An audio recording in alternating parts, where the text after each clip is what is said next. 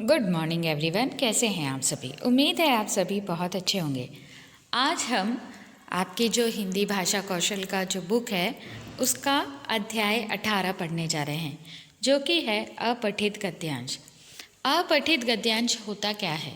ऐसा गद्यांश या ऐसा गद्य रचना जिसे आपने पहले ना पढ़ा हो और हमें क्या करना होता है, उसे पढ़कर उससे रिलेटेड जो नीचे क्वेश्चंस दिए होते हैं उसे हमें सॉल्व करना होता है ना।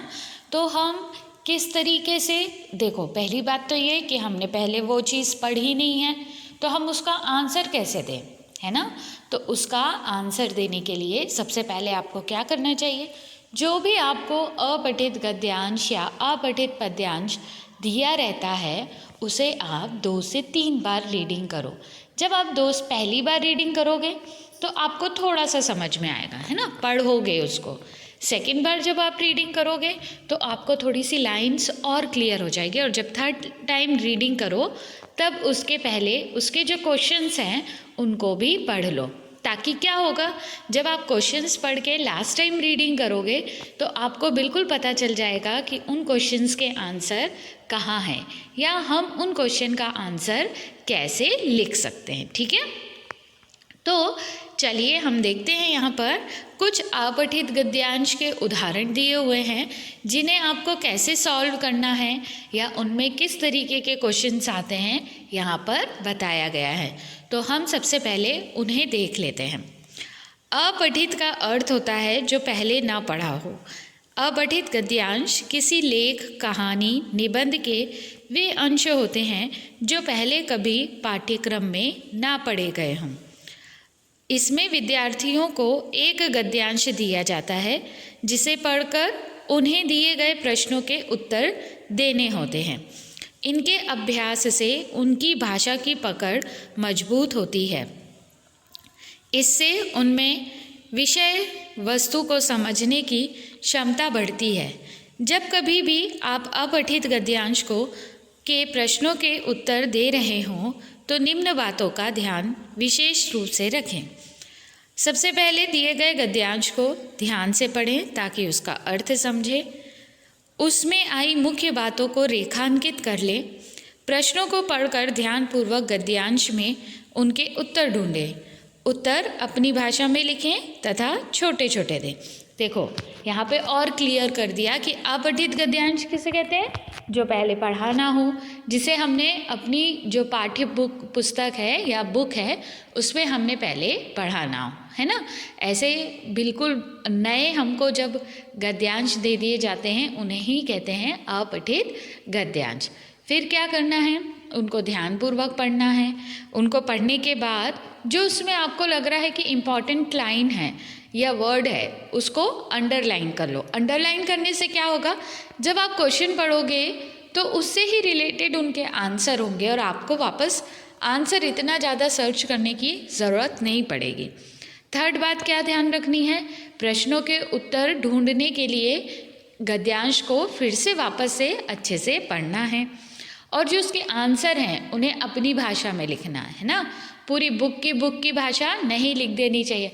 अभी जब एग्ज़ाम होती है तब बच्चे क्या करते हैं, जैसे ताजमहल के बारे में कोई गद्यांश दिया हुआ है तो उसमें जैसी लाइन आपको एक वर्ड आंसर का मिल जाता है तो उसकी पूरी लाइन वैसी की वैसे ही लिख देते हो। तो ऐसा नहीं करना है, हमेशा आंसर छोटे लिखने हैं और साथ में अपनी भाषा में लिखना है।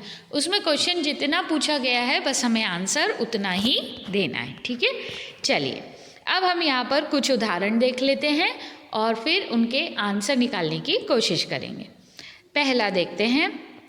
घने जंगल में एक तालाब था। तालाब में एक मेंढक रहता था। एक बार वह तालाब के किनारे बैठकर टर टर कर रहा था।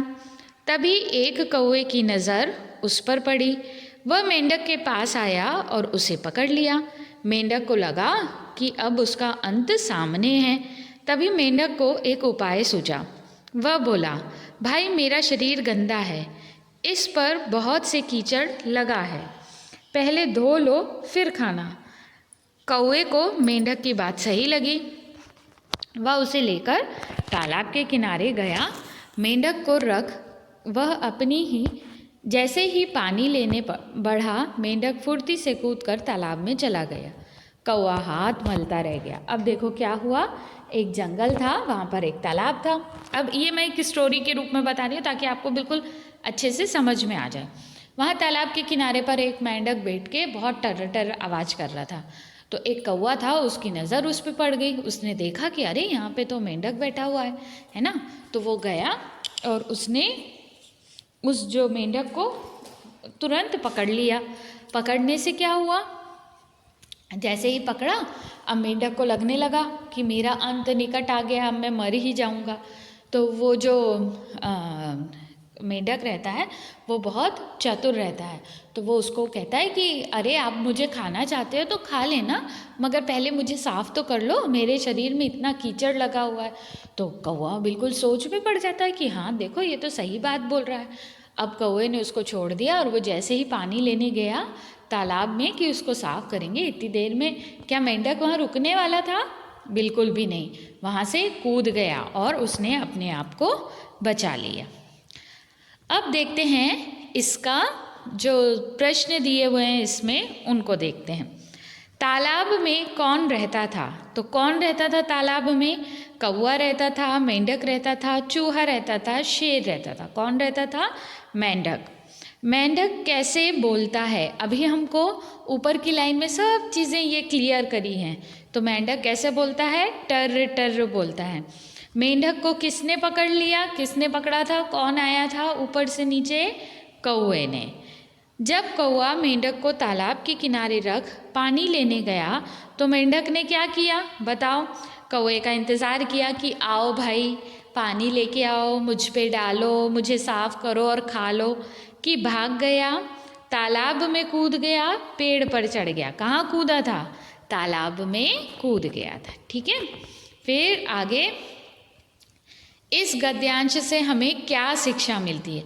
अब हमें बताना है। देखो ये जो रहते हैं गद्यांश से क्या शिक्षा मिलती है, गद्यांश का नाम लिखिए तो उचित शीर्षक दीजिए। तो इसमें क्या करना चाहिए?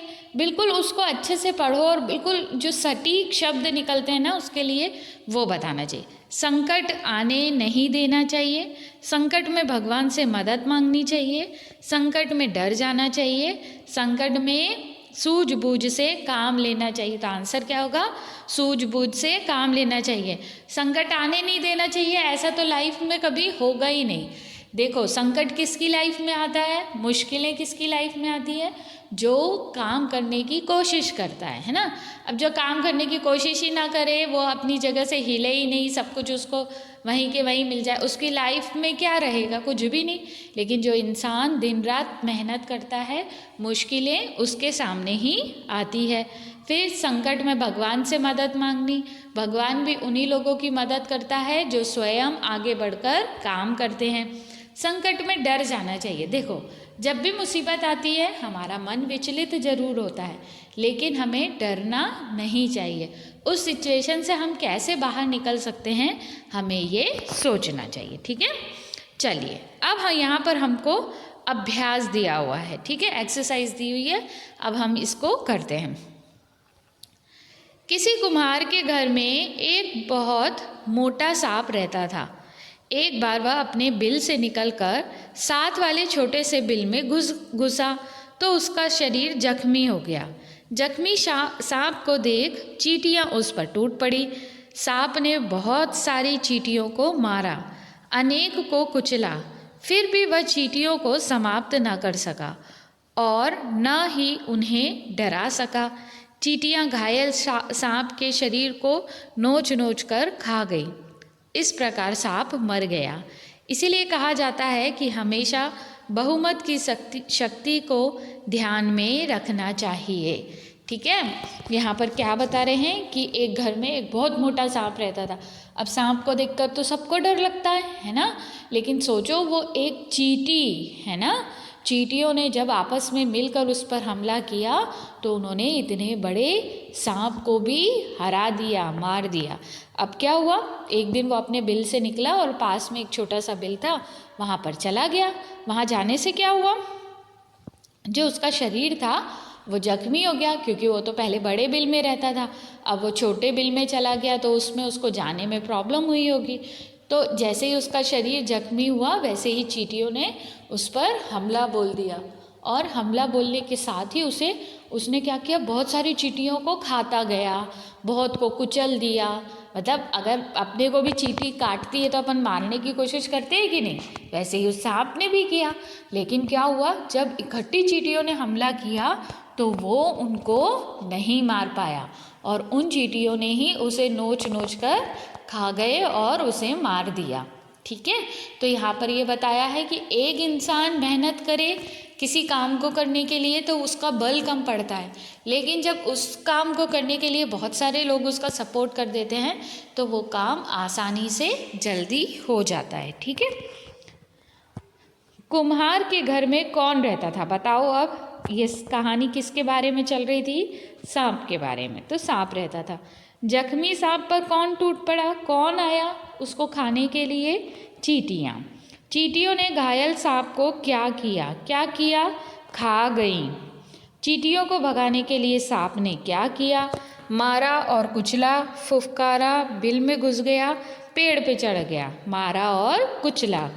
इस गद्यांश से हमें क्या शिक्षा मिलती है कि संकट नहीं आने देना चाहिए, संकट में भगवान से मदद मांगनी चाहिए, संकट में भाग जाना चाहिए या बहुमत का ध्यान रखना चाहिए। किसका ध्यान रखना चाहिए, बहुमत का ध्यान रखना चाहिए।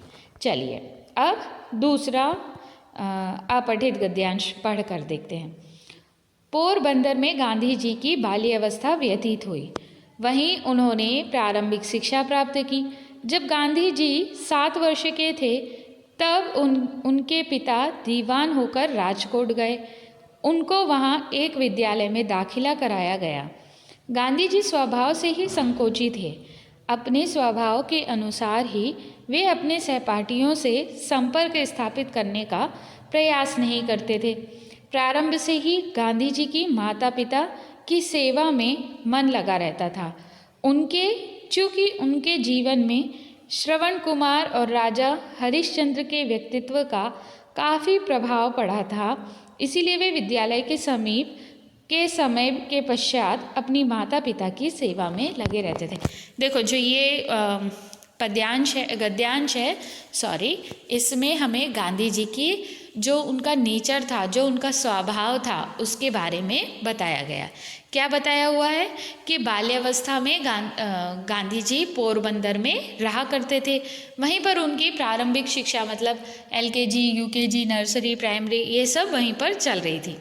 उसके बाद जब वो 7 साल के हुए तो उनके जो पापा थे उनके पिताजी दीवान बनकर राजकोट में चले गए, और इसके साथ ही वो भी जब उनके पापा वहाँ से चले गए पोरबंदर से राजकोट तो उनको भी जाना पड़ा, वो भी गए। अब क्या हुआ, उनका एक वहाँ पे स्कूल में एडमिशन करा दिया। वो बहुत संकोची थे, मतलब वो एकदम से लोगों के सामने आकर बात नहीं कर पाते थे, तो वो अपने स्वभाव के कारण वैसे ही मित्रों से कम बात किया करते थे। जो उनके सहपाठी थे उनसे कम बात किया करते थे। लेकिन राजा हरिश्चंद्र बहुत सत्यवादी थे, है ना, वो हमेशा सत्य का साथ देते थे। और जो श्रवण कुमार थे वो अपने माता पिता की बहुत सेवा करते थे। जब उन्होंने ये दोनों नाटक पढ़े तब उनका मन बहुत ज़्यादा अपने माता पिता की तरफ लग गया और उन्होंने फिर झूठ ना बोलने का निश्चय किया। चलिए अब इसके प्रश्न देखते हैं। गांधी जी की बाल्यावस्था कहाँ व्यतीत हुई, पहली लाइन में ही दिया है, पोरबंदर में। कितने वर्ष की आयु में गांधी जी राजकोट आए, ये भी सेकंड लाइन में दिया था, 7 वर्ष की आयु में। बचपन में गांधी जी का स्वभाव कैसा था, संकोची था, है ना, वो एकदम जाके लोगों से नहीं बात करते थे। बचपन में गांधी जी पर किसके व्यक्तित्व का काफ़ी प्रभाव पड़ा, राजा हरिश्चंद्र। विद्यालय के समय के बाद गांधी जी क्या करते थे, माता पिता की सेवा करते थे। चलिए थर्ड वाला देखते हैं। पर्यावरण एवं वन का परस्पर अटूट संबंध है। प्रकृति का संतुलन बनाए रखने के लिए धरती से 33% भाग पर वनों का होना आवश्यक है। ये वन नमी को अपने भीतर सुरक्षित रखते हैं। इससे वे सारे जगत को फल फूल, हरियाली और सुखद शीतलता प्रदान करते हैं। वह वन जीवनदायक हैं और वर्षा लाने में मददगार हैं, धरती की उपजाऊ शक्ति को बढ़ाते हैं। वन ही वर्षा के धारासार जीवन को अपने भीतर सोख कर बाढ़ का खतरा रोकते हैं। यही रुका हुआ जल धीरे धीरे सारे वातावरण में पुनः चला जाता है। वनों की कृपा से ही भूमि का कटाव रुकता है, सूखा कम पड़ता है और रेगिस्तान का फैलाव रुकता है। देखो यहाँ पर किसके बारे में दिया है? पर्यावरण और वन के बारे में जो उनका संबंध होता है, पारस्परिक संबंध होता है, वो यहाँ पर बताया है। क्या बताया है? कि जो धरती है उसका प्राकृतिक संतुलन बनाए रखने के लिए 33% में वन होना चाहिए, ताकि हमको अच्छी बारिश मिल सके, जो मिट्टी है उसका कटाव रुक सके, हमको अच्छे फल फूल मिल सके, लकड़ियाँ मिल सके, और इस तरीके से हमारे देश में या पूरी पृथ्वी पर कभी भी पानी का संकट ना आए। पर्यावरण एवं वन में कैसा संबंध है? परस्पर अटूट संबंध है। प्रकृति के संतुलन के लिए धरती पर कितने प्रतिशत भाग में वन होना चाहिए? 33। देखो सारे आंसर इसमें ही दिए हैं, बस आपको उसे अच्छे से पढ़ना है और समझना है। वन अपने भीतर क्या सुरक्षित रखता है? नमी। वन किस तरह बाढ़ के खतरे को कम करता है? कैसे? धारासार जल को सोख कर, मतलब जो पानी, बारिश का पानी गिरता है उसको ज़मीन सोख लेती है। ज़मीन कैसे सोखती है? ज़मीन के अंदर पानी जाता है और वो जो जड़ें रहती हैं उस पानी को सोख लेती है। वन का कार्य, कौन सा कार्य वन नहीं करता? क्या नहीं करता? रेगिस्तान फैलाता है, वर्षा कराता है बिल्कुल, भूमि का कटाव रोकता है बिल्कुल, सूखा कम करता है बिल्कुल, और रेगिस्तान फैलाता है कभी नहीं। फिर अब 4th वाले में चलते हैं। एक बार की बात है, सूरज ने सोचा रविवार को सबकी छुट्टी होती है, सब आराम करते हैं, क्यों ना मैं भी आराम कर लूँ। यह सोचकर वह आराम करने चला गया। उसके आकाश से अचानक गायब होते ही चारों ओर अंधेरा छा गया। धरती के सभी जीव जंतु डर गए, सभी परेशान हो गए। लोगों की परेशानी देखकर सूरज को दया आ गई। फिर उसने सोचा, आज का दिन भी मेरे ही नाम पर रविवार है। आज का दिन भी मेरे ही नाम पर रविवार है। ये लोग मुझे इतना सम्मान देते हैं, निश्चित रूप से मुझे भी इनकी सुख सुविधा का ध्यान रखना चाहिए। फिर सूरज ने लोगों को कभी भी परेशान नहीं करने की प्रतिज्ञा की और दोबारा चमकने लगा। अंधेरा समाप्त होते ही सब लोग खुश हो गए। देखो यहाँ पे किस सूरज की बात कर रहे हैं? जो सन है ना, उसकी बात कर रहे हैं ना। तो क्या हुआ, जब सूरज देखता कि सब लोग आराम करते तो उनके मन में भी विचार आया कि चलो आज मैं भी आराम कर लेता हूँ। सब रविवार को छुट्टी मनाते हैं तो चलो मैं भी मना लेता हूँ। वो आसमान से गायब हो जाते हैं, चले जाते हैं। अब क्या होता है, जैसे ही सूरज जाता है वैसे ही क्या हो जाता है, जब शाम के वक्त सूरज ढलता है तो अंधेरा हो जाता है ना। वैसे ही क्या हुआ, जैसे ही सूरज गए वैसे ही अंधेरा हो गया। लोग परेशान, सारे जीव जंतु परेशान, सब जगह अंधेरा ही अंधेरा हो गया तो लोग परेशान हो गए। अब सूर्य ने देखा कि अरे ये लोग तो मुझे इतना मानते हैं, आज रविवार के दिन, मतलब इस दिन को भी मेरे नाम से दे दिया इन लोगों ने, तो मैं अब इनको परेशान नहीं करूँगा। उनको दया आ गई उन पे और वो वापस से चमकने लगे। और जैसे ही वो प्रकाश आया तो सारे लोग बहुत खुश हो गए। चलिए अब इससे रिलेटेड प्रश्न देखते हैं। किस दिन सबकी छुट्टी होती है? कब होती है सबकी छुट्टी? रविवार को। सूरज के अवकाश से अचानक गायब हो जाने पर क्या हुआ? चारों ओर अंधेरा छा गया। लोगों की परेशानी से सूरज को क्या आई? दया आई। रविवार का दिन किसके नाम पर है? सूरज के, है ना, क्योंकि सूरज का एक पर्यायवाची रवि भी है। अंधेरा समाप्त होते ही लोगों पर क्या प्रभाव हुआ? सभी क्या हो गए? खुश हो गए। चलिए अब 5th नंबर का हम गद्यांश देखते हैं। भारत का हृदय गाँव में रहता है और यहाँ के किसान उसकी जान है, लेकिन दुख की बात है कि भारतीय किसान की स्थिति दयनीय है। वे ज़्यादातर गरीब हैं, वह आज भी महाजनों की मुट्ठी में जकड़े हुए हैं। गरीबी और अज्ञानता के कारण भारतीय किसान अच्छे बीज, खाद और कृषि यंत्र प्रयोग नहीं कर पाते।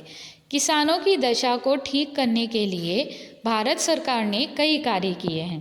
किसानों को शिक्षित करने के लिए प्रौढ़ शिक्षा के अनेक केंद्र खोले गए हैं, अनेक रोजगार के कार्यक्रम चलाए गए हैं, अनेक राष्ट्रीयकृत बैंकों द्वारा भारतीय किसानों को कम ब्याज पर ऋण दिया जा रहा है।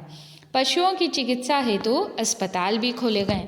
देखो, जो ये पैराग्राफ है इसमें हमारे गांव के बारे में बताया गया है और किसानों के बारे में बताया गया है।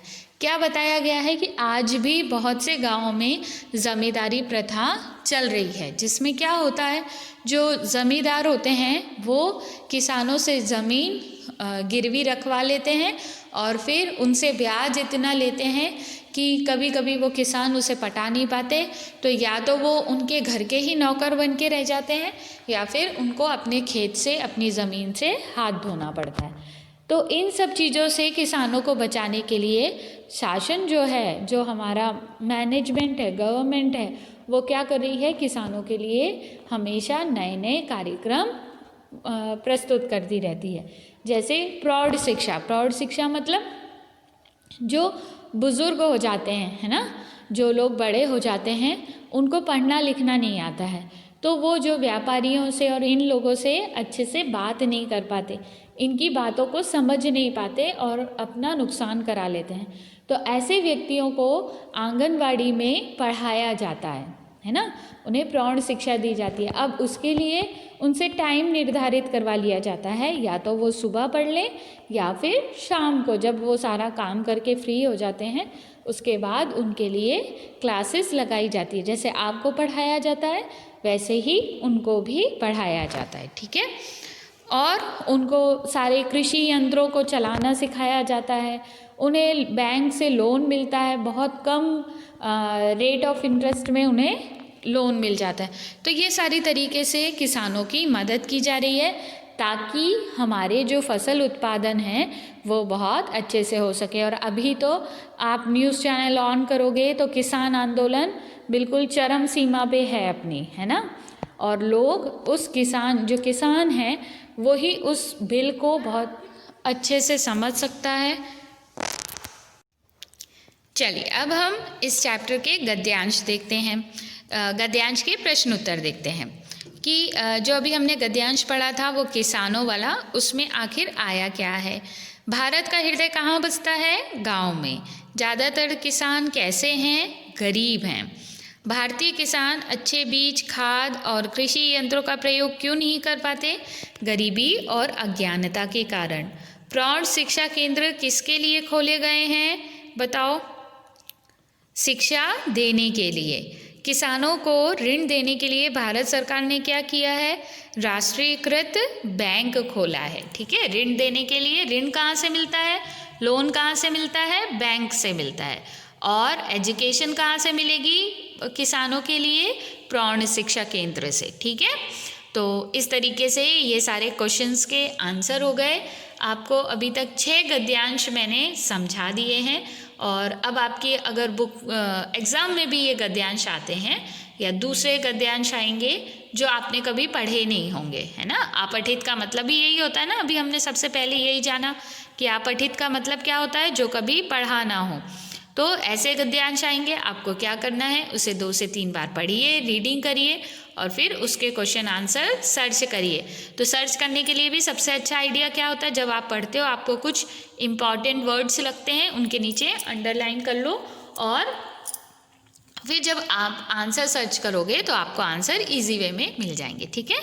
तो अब हम मिलते हैं आपसे नए लेक्चर में, तब तक आप सभी सुरक्षित रहिए।